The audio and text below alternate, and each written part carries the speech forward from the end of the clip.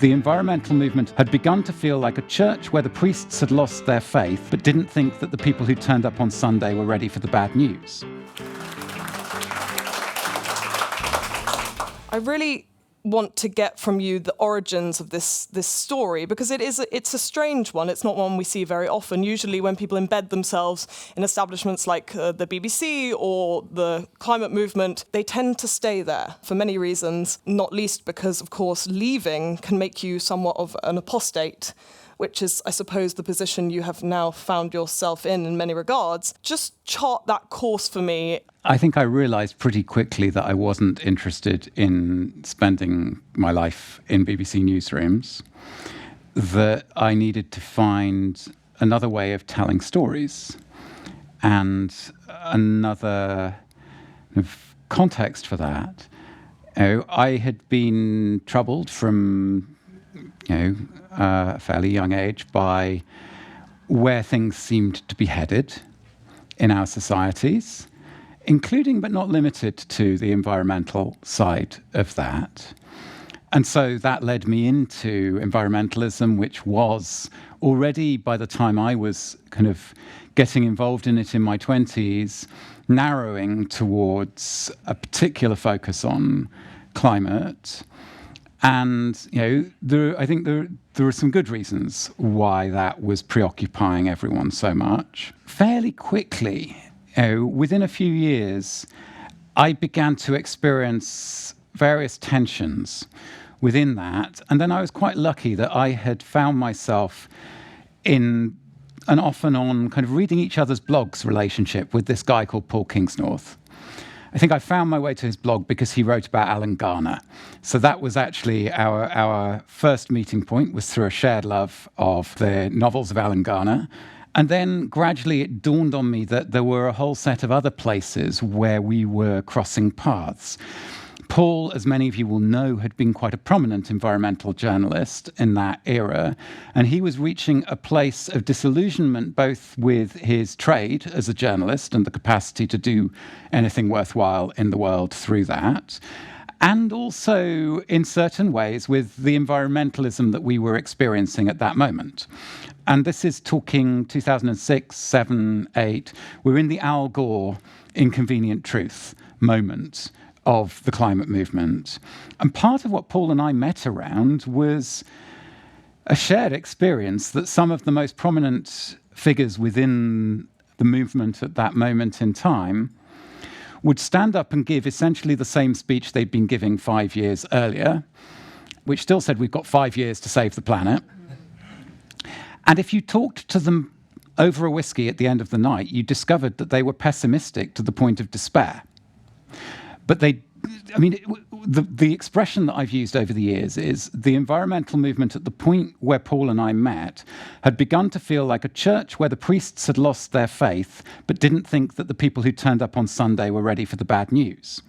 And when I say lost their faith, it was the faith in the promises of sustainability, the promises that what we're dealing with is a problem that can be fixed and we can carry on in a greened, or these days we would say a net zeroed version of the trajectory that we were already on. And Paul and I were not buying this, but it felt like if you tried to call that into question in most of the spaces we'd spent time in, then people would go, guys, you're burnt out.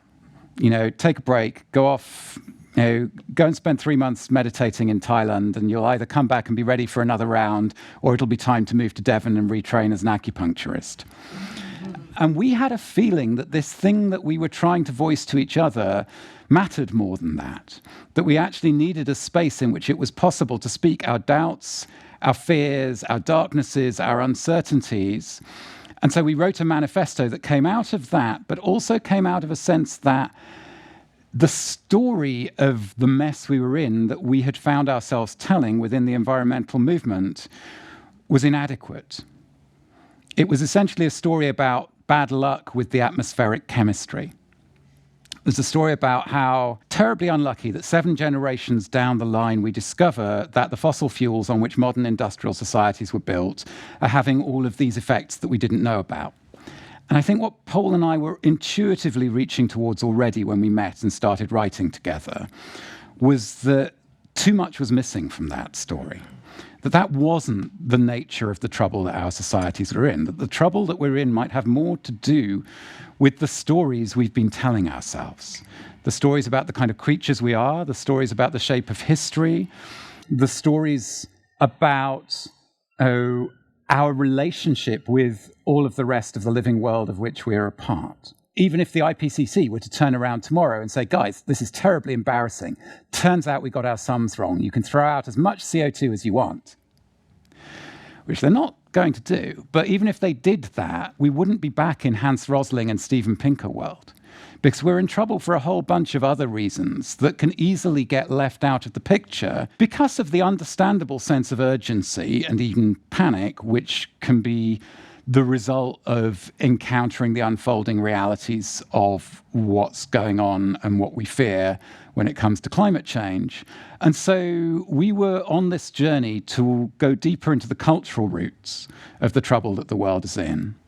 And also to say that if we're in this trouble because of the stories that our societies like to tell themselves, then maybe those of us who work with stories, the storytellers, the culture makers, have a role here that goes deeper than what we found ourselves being asked to do.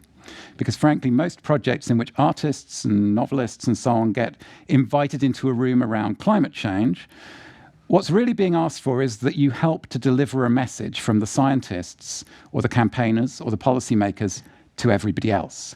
And I don't believe that that's what art is good at. It's not a tool for delivering a message. We do have people who have come into this room who I've spoken to on many occasions who truly do not see a climate crisis. They deny that that is actually happening, but Paul and yourself were adamant that there was something happening and something really bad. Yeah. So in that sense, you were entirely in step with the climate activists on your side. Where you differed or diverged, I suppose, was where you stepped away from the Al Gore approach, which is there is a chance to reverse this, or there can be attempts to make the world what it was. Yes. And a kind of acceptance, a potentially doom-laden acceptance of the inevitability of this, what you call a predicament rather than a problem. Can you just explain kind of what that distinction is? Yeah, so the distinction between a predicament and a problem comes from John Michael Greer, who used to write a blog called The Archdruid Report, and he was literally the Grand Archdruid of the Ancient Order of Druids in America, established 1912. He now writes for UnHerd, so that's He does. the That's pipeline great. that everyone goes on. There you go. He was at Dark Mountain first. He wrote the first essay in our first book. He's a very interesting, very hard to define thinker, and he introduced me to this distinction. He said, a problem has a solution. You can fix it, and you're back in something resembling the world before the problem came along. If it doesn't have a solution, it's not a problem. And my turn on that is to say modernity, industrial society, and capitalism, this whole bundle of things, has been unprecedentedly good at solving problems. The ways we've been doing things around here over the last 7 generations have been unprecedentedly good at solving problems, to the point where we've forgotten that not everything is a problem. And also to the point where many of the problems we're trying to solve are the consequences of earlier solutions. A predicament is something that has no solution, but that doesn't mean you just lie down on the ground and die. There are all kinds of possible responses to a predicament. Apart from anything else, a problem that has a solution calls for technocratic responses. Whereas a predicament that has no solution, but that we have to find ways of living with, responding to, mitigating the worst of, adapting to, that calls for democratic responses, popular responses, for a diversity of responses, rather than for getting the right group of experts in a room to fix it. So that's quite an important aspect of this problem predicament distinction. You chart in your book some of the occasions on this journey where you felt disenfranchised or disheartened by your interactions with other people in the kind of climate world. Could you just recount a few of those? Because you were asked, of course, to appear at many events, panels about climate. What was it that led you to that point where you felt so out of the loop? For a lot of that time, I was invited into all kinds of conversations, public and smaller, around climate often actually from climate scientists who were at a point of something close to despair themselves, realizing that there was something missing from their grasp of the nature of the trouble we were in or what it called for. And for a long time, I found that quite a fruitful place to go, because for at least some of the people who are most sheltered from the other aspects of the trouble that we're in, climate change is the place where something breaks, where the shiny surface cracks, the story of progress breaks down and is revealed to us as not something that can be fixed and we get to carry on, but something that is deeply flawed in ways that, from that starting point, you can then move outward to these larger questions about what are the deep roots, the cultural roots of the trouble that we're in. The moment that was the birth of this book happened in the second year of the COVID time. And it was that September. And I had a whole sequence of experiences and encounters that had unsettled me. And I heard myself say to my friend Felix Marquardt, I think it's time to stop talking about climate change. And then I realized, and I said to him almost in the next breath, I'm going to have to write something. I'm going to have to explain myself, how it could possibly be the case for me, who has been someone who spent a lot of time talking to people about climate change, that at least for me, it was time to start the conversation from somewhere else, or to trouble the conversation that I had been a part of in those years. I think what it's really about is I was always interested in those larger conversations that you can move into when you start with people who've been genuinely shaken by what we know and what we have good grounds to fear about the trouble we're in when it comes to climate change, but where that moves into something larger. Whenever you start a conversation with climate change, it starts inside the frame of science, because climate change is a scientific concept. It's the work of the natural sciences that brings us the news about this and gives us language in which to talk about it. But, as I've already alluded to, climate change asks us questions that science cannot answer. For example, how did we find ourselves here? Was it bad luck with the atmospheric chemistry? Or was it the consequence of a way of approaching the world, a way of seeing and treating everything and everyone that would always have brought us to this kind of trouble, even if the atmospheric chemistry turned out to be different? But what I realized in that second year of the COVID time was that the boundaries of the frame of science now had a kind of electric fence around them. It had become so politicized, so energized, that the possibility of starting a conversation inside that space and going, but there's more than comes into view when we talk about this through the lenses of science, was becoming inaccessible to the very people who are most likely to be alive to the science of climate change. And so I found myself saying, I need to step back and I need to try and say some things that are going to upset some people about what's invisible when we think that what's needed is to unite behind the science or to be following the science. That's asking too much of science, and that, lots of my scientist friends carry a kind of weariness, a weight on their shoulders, which is the consequence of often well-intentioned people, movements, etc., asking science to do all the work of knowing the world and telling us what we ought to do.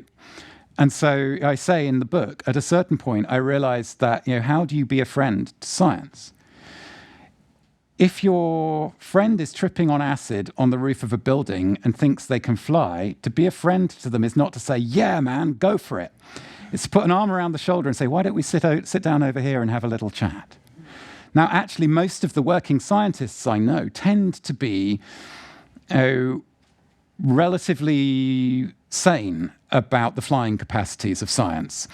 But a lot of people who use a rhetoric of science with a capital S, who've never actually been inside a lab, are less sane about the limits of science's ability to do all of the knowing that we need done and to tell us. Like a lot of the scientists, the place where I meet them and where they're stuck is their whole education has not equipped them to talk about the things that lie beyond the limits of what their skills are in.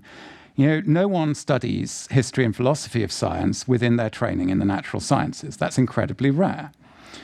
And often there are some very disparaging comments about this from public thinkers who are trying to kind of navigate in the space between science and the arts. Ian McEwan is somebody who comes to mind in that context, for example.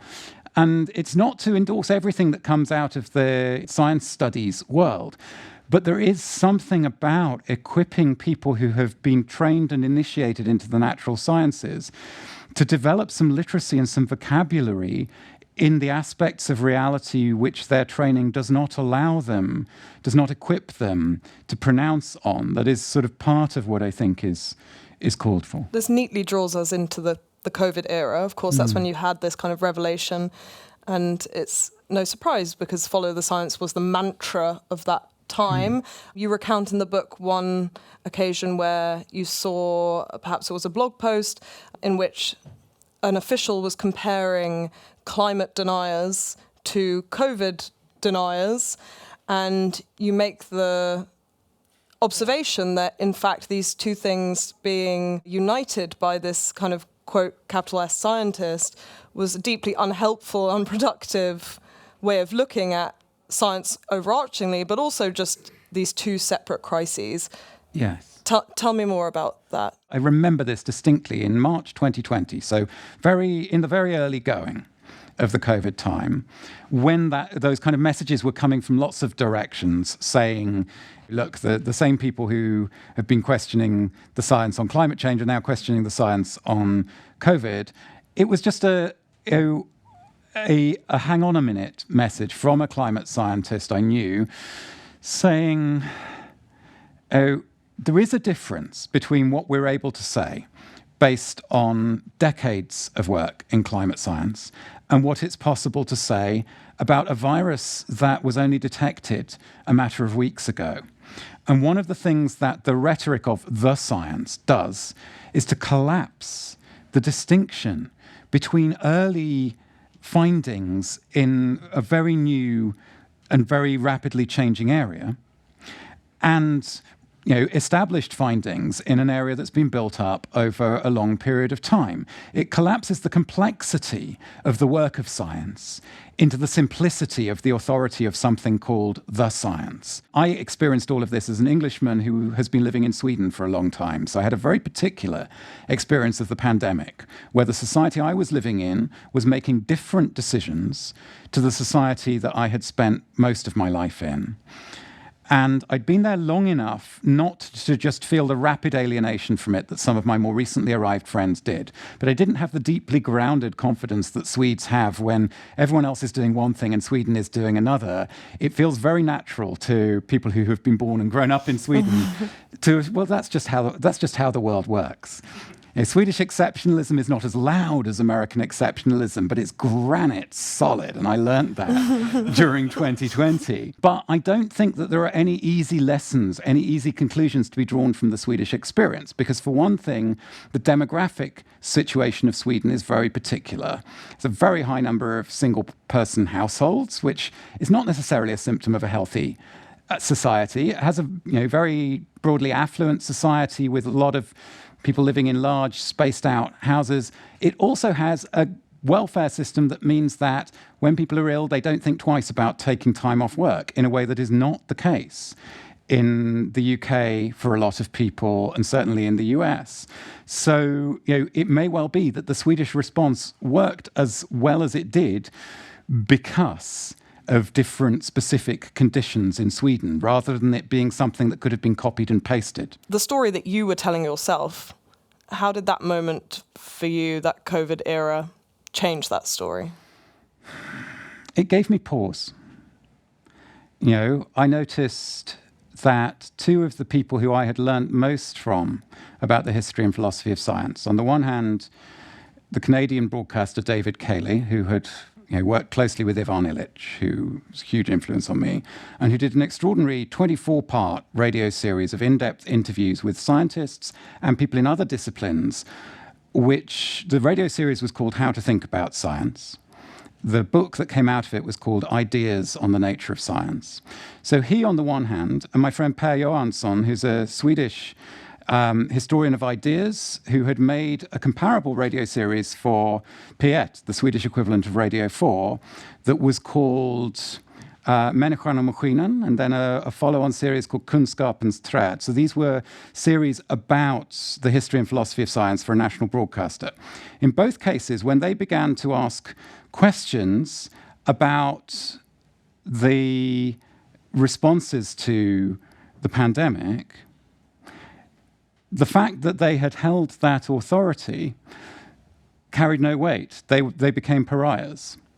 And it's not that I agreed with everything that the questions they were asking were leading them to, but it was deeply unsettling for me to see this kind of shift, this new kind of electric fence around the boundaries of the science, where, as Justin Smith-Ryu, who some of you may know from Substack, he writes a Substack called The Hinternet, he talked about what he called the STEMification of the humanities, and his sense that that many of his generation of philosophers and public intellectuals or would-be public intellectuals seemed to feel that their duty was not to think about science, but to think on behalf of science, to help to transmit a message. And that was peculiar to me because it resonated, it echoed so clearly the thing that I had been questioning, and actually quite fruitfully questioning, in these encounters between artists and climate scientists, where I would always come into the room and say, look, I know you think that the role here is for the artists to deliver a message from the climate scientists,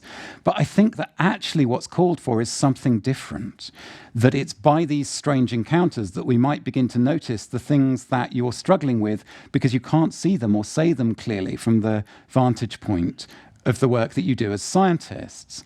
And so it was peculiar to me to see the same pattern being described by Justin in what he was recognizing in the kind of narrowing of discourse from being able to think and ask questions. And what it comes down to for me, now I said, I don't envy the politicians who were in the rooms making the decisions in 2020, because you're having to make judgments. You're having to make judgments based on what you're seeing and what you're being told from multiple directions, including from your scientific advisors. But science doesn't just tell you, here is the list of things you need to do. And to say that what you're doing is following the science is to shelter the scary judgment calls you're having to make behind the authority of the people in white coats. And I don't think that serves science well. I don't think it serves politicians well, because there's a kind of smell test where something doesn't smell right when, however good the pragmatic reasons that you thought were worth doing it, you hide the exercise of judgment behind the authority of science. And so that's really what I was trying to bring into view in what I write about the pandemic. This is how we arrive, that kind of doublethink is how we arrive at our new era post-COVID of extreme skepticism in many quarters, to the point of being conspiratorial, to the point of being utterly loathing of institutions that previously would have handed down kind of wisdom from on high, a real sense of rage. It's a mess, isn't it? Well, it depends, I suppose, what you think a mess is, but it might, I mean, this is another great part of your book, is that you describe the idea of the apocalypse not as something so much to be feared, but as potentially a kind of rebirth or a chance for the new, a reinvention. At what point, when we recognise, as you say in your book, that we're kind of entering the end times of modernity, must we start to attempt to build something new? And at what point are we doing what your friend refers to as the kind of hospicing of the age we're in? Yes. So Hospicing Modernity is the title of a book by my friend Vanessa Machado de Oliveira. And one of the stories of how this book came about, I've told you one, which was about the conversation with Felix. The other one is Vanessa asked me to voice her book for the audiobook. And I said to her, Vanessa, you do realize that at this moment in time, there is no publisher in the world that would think of asking a white British guy to voice a book by a woman, an indigenous woman of color from the global south. And she said, yes, Dougald, and that's why I'm asking you to do it.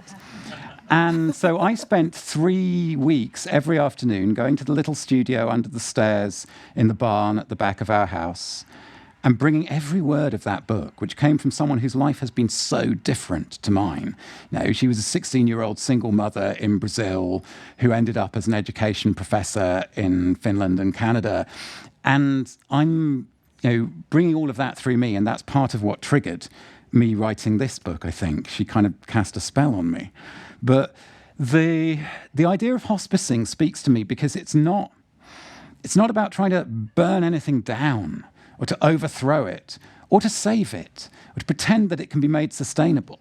It's about trying to give it a good ending, to minimize the damage that is done in the ending and to let it hand on the good things that we want to try and take with us into the kinds of world that we're likely to find ourselves in. So that's a big part of the... Which requires the admitting first that it's dying. It does. Of course, you can't enter hospice unless you are willing to accept that you are going to die. It's kind of in its nature. But there are many in the kind of climate movement and the technocrats in government who would say that is a terrible attitude, that's doomerist, we should not be so pessimistic. There is time to turn back the doomsday clock that's always just seconds away from midnight. Well, the strange thing is that there's an oscillation between that, yes, and on the other hand, Extinction Rebellion, and I have some good friends who are heavily involved in Extinction Rebellion. The first thing that Extinction Rebellion did was to drop a banner from Westminster Bridge that said, "Climate change, we're fucked." And really, from when Paul and I wrote the Dark Mountain Manifesto onwards, part of what we've been trying to do is prize apart what we noticed as this kind of oscillation, this flipping backwards and forwards between, we have to do everything we possibly can to save and sustain the way of living that most of us here have taken for granted all of our lives. Or everything's over and humanity's going to be extinct within decades. And there's a big, big zone in between those two things that is actually harder to imagine than either of those two things. Some theorist famously said it's easier to imagine the end of the world than the end of capitalism. I say it's easier to imagine the end of the world than the end of the world as we know it. And that's really, this whole book was written to try and open up that zone between the end of the world. This is what Paul and I wrote at the end of the Dark Mountain Manifesto. The end of the world as we know it is not the end of the world, full stop. Together we will find the paths that lead to the unknown world ahead. Let's take that as a perfect segue into some solutions. I mean, you might actually object to the kind of idea of a solution. It seems quite trite in this context, but there are ways, I suppose, your book title suggests, of living with or in amongst the kind of end times of the world as we know it. And as you say, using that kind of hospicing metaphor to transition perhaps as smoothly as possible into the world as it will become. So what are those things? Vanessa always says it's hospicing modernity and assisting with the birth of something new, as yet unknown, and possibly, but not necessarily, wiser. So there's two sides to it. Otherwise, the hospicing can turn into a kind of festival of performative grief, which is one of the traps. At the end of the book, it's called At Work in the Ruins. So there are two things that are asserted in the title. One, that there are ruins around and ahead of us. But two, that there's work to do.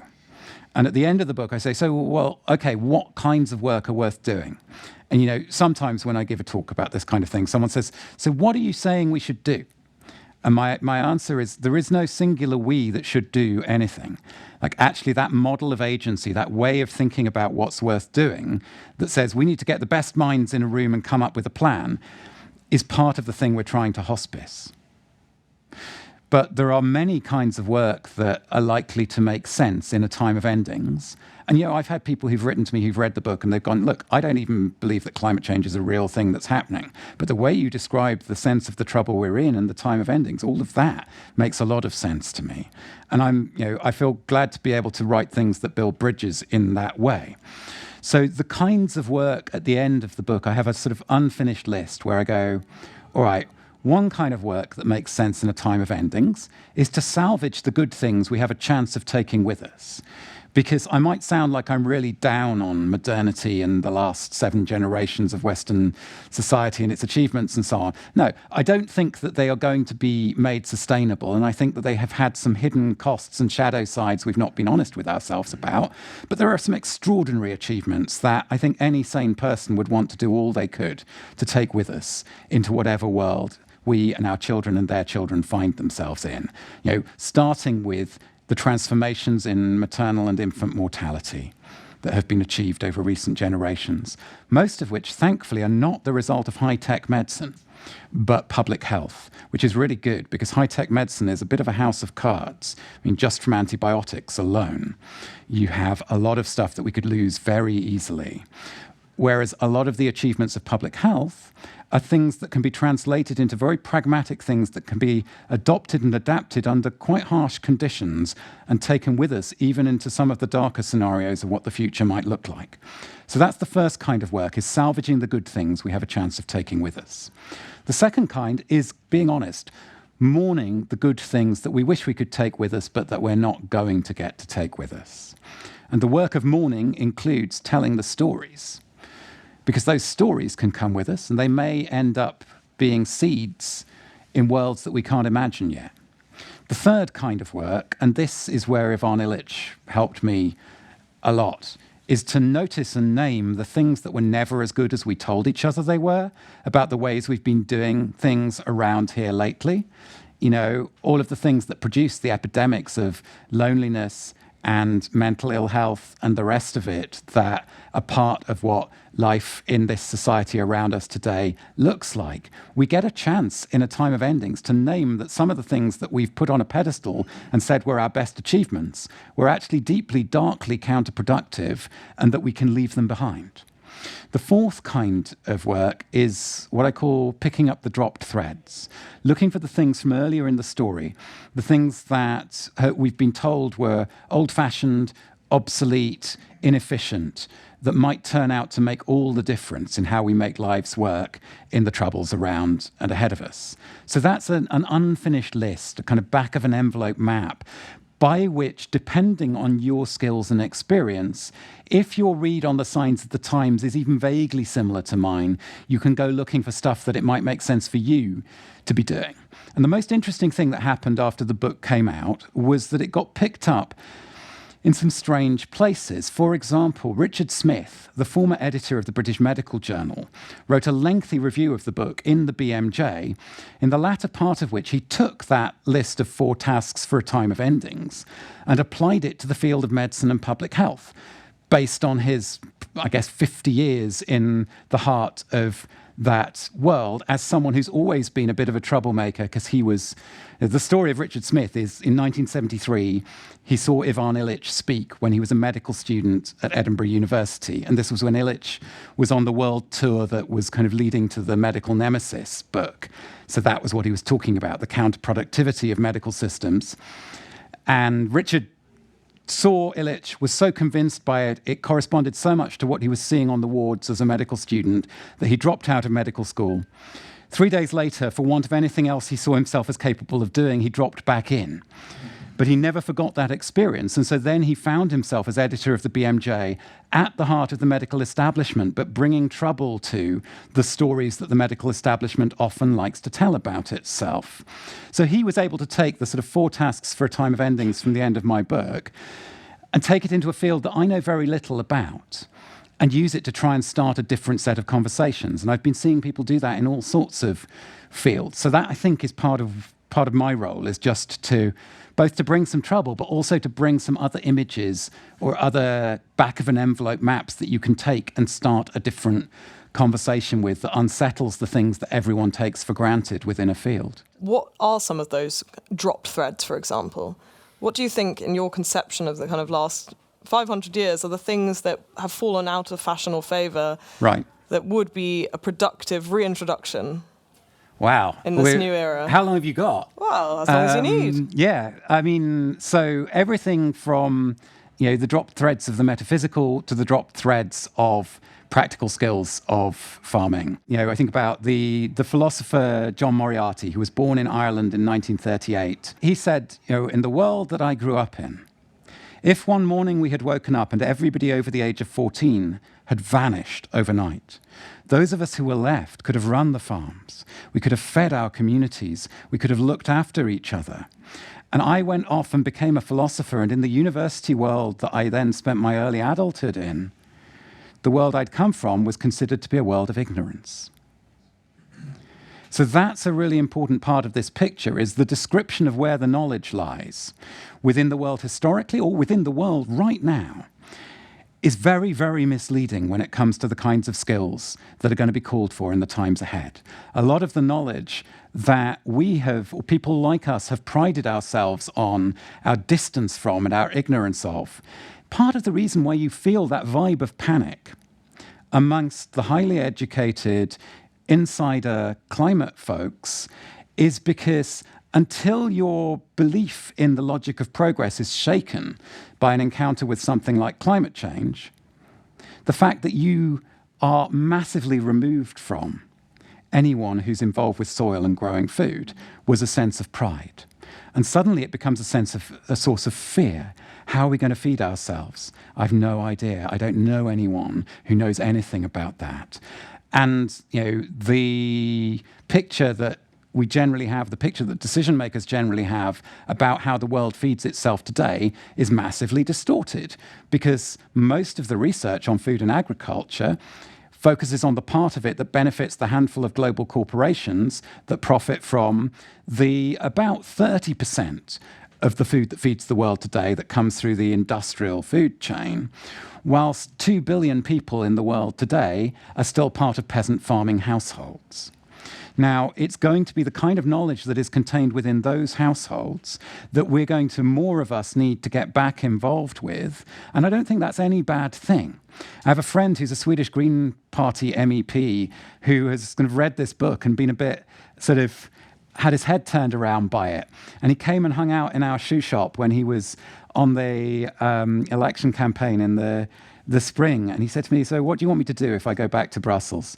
I said, I want you to find as many rooms, as many meetings as possible over the next 4 years where you can ask the question, how do we increase the share of European GDP that is made up of agriculture? Because at the moment it's 1.4%. And I want him to ask that question just to mess with people's heads, because it is so taken for granted on all sides within our political system that it is a good thing that less and less of our attention, of our resources, of our care, of our time, of our people is involved with where our food comes from. That's been a source of pride. That is part of the depth of the trouble that we're in. Because as the patterns of heat and rain become more unpredictable, the only way we're going to get through this is not going to be by feeding ourselves through bacteria grown in vats. It's going to be through far more of ourselves being far more hands-on involved with growing food and with looking after land. So those are some of the dropped threads. The lenses through which we're normally looking at things hide really important aspects of what we're looking at from our view and from the resulting conversations. So we need to be able to get real about how much of the activity that makes up our economy is paper thin in terms of the depth of its meaning or worth or usefulness, but it keeps the game going. I'm really interested in talking to the people who have realized that the game is not going to be kept going that much longer without pretending that we can put a date on exactly when, and going, well, what's worth doing, including with the resources from within the game, in the meantime, to create the conditions of possibility for there being other games that would be worth playing, worth spending our lives on, that might be less hollow of meaning and beauty than the games that have dominated these societies in recent generations. And so those are the kinds of conversations that I get more and more interested in wanting to start. And what's great about that is some of us arrive at that because we've been shit scared by what we know and what we fear about climate change. Others arrive at those conversations for completely other reasons, and we don't have to settle those disagreements in order to be able to have useful conversations about what's worth doing in the times around and ahead of us. I know I'm not alone when I say it's been a complete joy to do some test thinking with you tonight, Dougald. Do join me in thanking Dougald Hine this evening. Thank you.